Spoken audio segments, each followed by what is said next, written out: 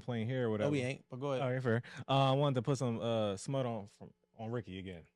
So another thing he said was trust issues. No? No? I don't know if I really. I don't care to discuss it. Okay. We could drop the topic. We was talking about paternity tests being mandated and not being mandated. I don't really care to indulge, but you know what we stand on.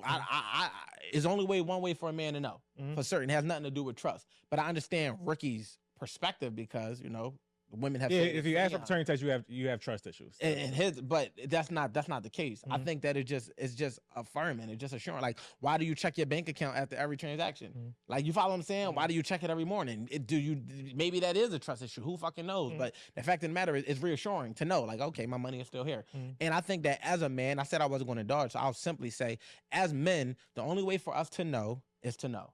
Like, it's daddy's maybe, mama's baby. You know, because you carried the motherfucker. If it was in reverse and it was something that only we knew, they would want to know. Why? Because they're curious creatures. They wouldn't see it as a trust thing. Well, it ain't a trust thing. I just want to know. Why you just want to know? I just want to be sure. Why you just want to be sure? Fuck is we talking about then? What's the difference? That don't mean that I think you cheated, but it also keep them accountable. Because if you know that it's mandated that these going to be paternity tests, because we're not going to act like we don't know people that, I personally know people that took care of kids that wasn't there. I personally know people. This ain't no hypothetical. Right. I know motherfuckers who found out that kids was not theirs. So it's like, what are we? Ricky said me too. What the fuck? Not Ricky saying me too. Yo. Not Ricky joining the me too. Yeah, we can move on. I know he lost. Sorry. Yeah. But and I mean, I think that could be an episode in itself, and I would like to have women here when we talk about it because I know what their stance is, but what better way to give them the platform than to ask that question and see what they say about their bodies and everything else. But how about you got some more? No, go ahead. The idea of loyalty. I heard someone recently say, like, if someone gave you an opportunity to put you on, change your life, whether romantically or like a colleague, whatever, you are indebted to them forever. Nigga, huh? Right. So damn. I got to call my kindergarten teacher that taught me addition and subtraction. So for instance, like, I know we don't use name. I'm using names for example. No, we don't use the name for example. It's fine. I get it. You can use A and B. A signed B and did everything for them. Like, gave them looks on their song, shit like that, whatever. A started being on some shit. Does B have the right, if someone asks him a question? A signed B, though. Yeah. So do B got a right to do what?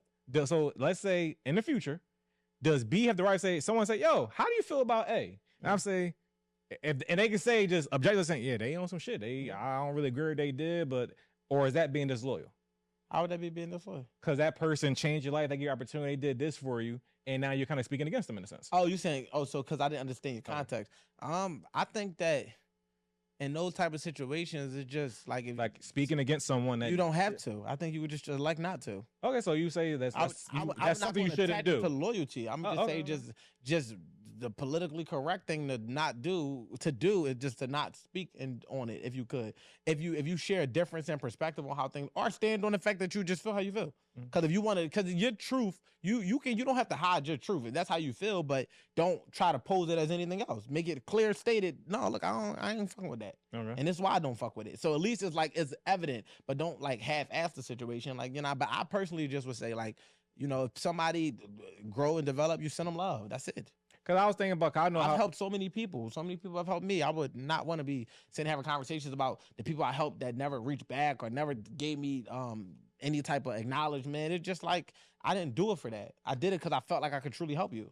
But do you think it's a bigger slap in the face if you help somebody in a not dire decision, but you changed their life essentially, whatever, and then whatever disagreement y'all may have, whatever, and then they kind of just don't just kind of. I don't take it personal more. I could say if you'd asked me this 5 years ago, it probably would have been a different response. Okay. Or my growth and development, I just look at it like I'm on to the next. Like, Gotcha. if, like, you know what I mean? I'm not about to sit here and keep the score on what I did for you and hope that you can, because I've been that person that wanted people to look back like, yo, he did that campaign for me. Yo, he helped me with this. Yo, he was the one that directed that video or even told me to do the shit like this. And they never did it. And you'll be breaking your own heart time and time again. So eventually when you do something, you just kind of let it be what it is. If somebody decides to share it, they share it. If they do, but just because you aid and say the thing is, and this is a flip perspective, just because you aid in someone's success don't mean you're responsible for their success. And I think that people forget the amount of things that you still have to do with the assistance. Somebody can throw you an alley-oop. You still have to dunk the fucking basketball. You can very much miss. And a lot of alley-oops have been thrown and people have missed it and it went nowhere. So it's like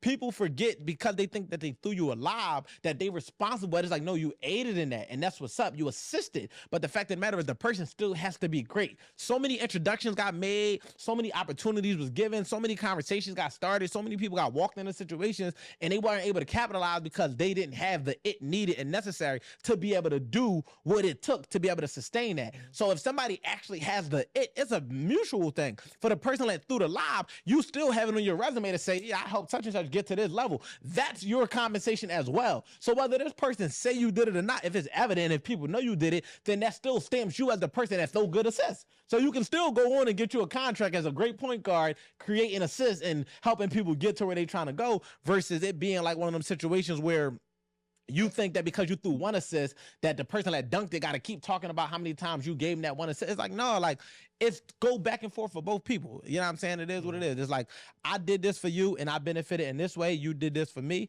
and this is how I benefited. And the benefit is long standing within that connection, but we don't got to keep reiterating it over and over and over again. For successful people that's out there, everybody know that it's not one person that's responsible for our success. It was a million. It was different people at different levels. Your fucking Pee-wee coach helped you get to motherfucking high school. Your high school coach helped you get to college. Your college coach helped you get to the pros. Your pro fucking trainers help you stay in the pros.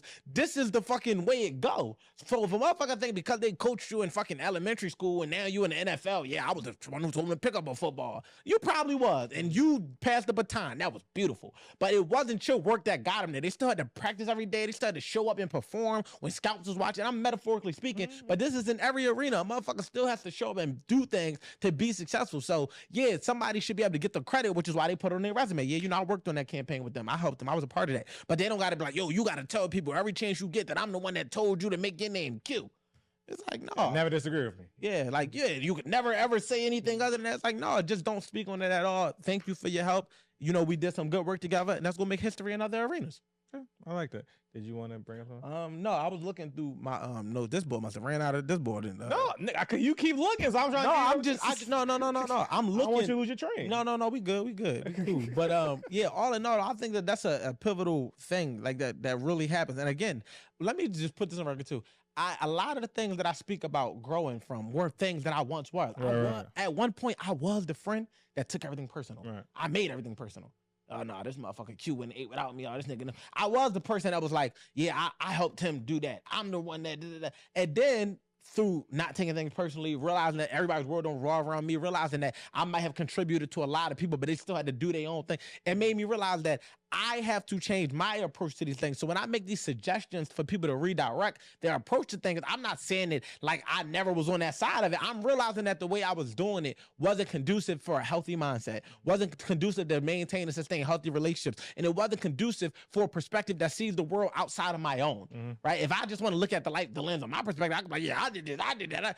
You work with me. You have rarely ever hear me ever say anything I did. I always big up my team. I'm only thinking about, because I understand, but what do I need to say what I did for? And you know what I did, I know what I did. But I need you to know what you did so you know that I know you did it. Look, yeah, I see what you're doing right there. Why? Because that positive reinforcement is that a motherfucker know, damn, I actually am value and I'm valuable on this team. This motherfucker not just thinking like he don't need the shit that we do. Absolutely not. No, yeah, I'm doing this, but I got my team that's doing that. And if people more so operated like that, teams could be sustainable. People want to be successful. You don't know how to build a team because you don't know how to be a team player. Like being a fucking team player helps you in every fucking area of your life. Helps you as a co-parent, helps you as a partner, helps you as a business partner, help you in every fucking area of life. When you're a good person and you know how to blend well with other people, people want you around. But if people don't want to deal with you, it's probably because you have things within you that you need to work on. And I'm tired of people not taking accountability by shifting the blame on other people. Self-assess. Look at the things that you like. Look at situations and literally stop asking people, telling people what they could have did better, and ask yourself, what the fuck could I have did better? What could I do do to be better next time? What could I have did to be better in the previous? And what can I do in the present moment that would help me for the future?